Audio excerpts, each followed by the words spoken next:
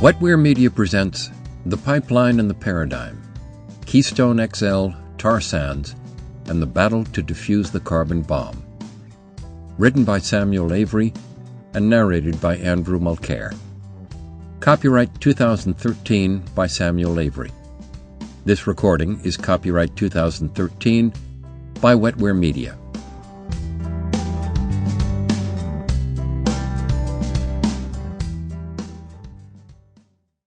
Forward by Bill McGibbon. It's quite amazing how fast the Keystone Pipeline became a symbol of environmental resistance.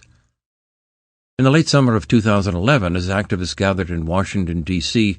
to begin civil disobedience outside the White House, the National Journal polled its energy insiders to see if they thought activism would slow the permitting process. 91% of those congressional aides, lobbyists, and journalists said no, the pipeline would have its permit by year's end. Instead, President Barack Obama ended up denying TransCanada's request for approval, a temporary and partial win to be sure, but an indication nonetheless that people are learning to fight back against the fossil fuel industry.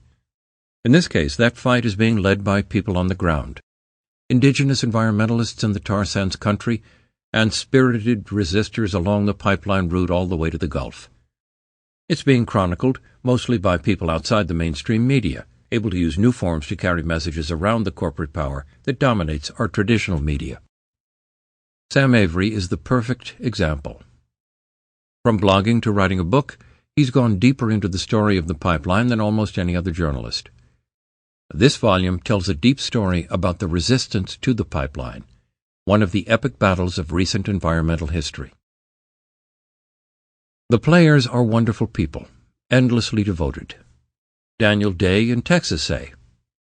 Even as Obama denied permission for the northern section of the pipeline, he shamefully expedited approvals for the portions that crossed Texas, meaning the Daniel farm is still slated to be cut in half. So Daniel and his allies have been mobilizing for civil disobedience, joining hands with a wide swath of Texans, including members of the Tea Party, who are sick of corporate domination. Or heroes such as Nebraska's Jane Kleeb, who rallied the bright red Cornhusker state against the pipeline, to the point where the state's Republican senator and governor ended up opposing TransCanada, which offered Obama political cover as he made his call. The Keystone fight is far from over. A second Obama administration may well give in to the fossil fuel industry, but there are encouraging signs elsewhere. In Canada, for instance, activists have rallied to block a similar pipeline west to the Pacific. And in Europe, environmentalists have fought so far successfully to make the EU classify tar sands oil as environmentally unsound. It's easy to say, even if we stop this pipeline, we're still losing the climate change fight. And of course that's true. The temperature keeps rising. We really do have to take on the fossil fuel industry directly, trying to figure out how to keep it from wrecking the climate. But have no doubt, the Keystone battle was the Lexington and Concord of this war. It sparked the largest civil disobedience action in 30 years on any subject.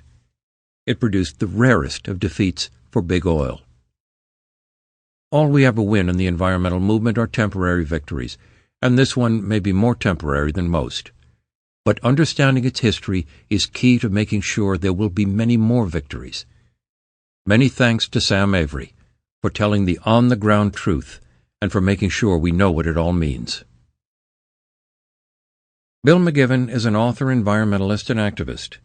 In 1988, he wrote The End of Nature, the first book for a common audience about global warming. He is the founder and chairman of the board at 350.org, an international climate campaign that works in 188 countries around the world. The Pipeline and the Paradigm. This is the tipping point. We are at the edge of the familiar world, standing at a moment of decision, staring into the abyss of runaway climate disaster. There is enough carbon in the tar sands of Western Canada to tip us over the brink.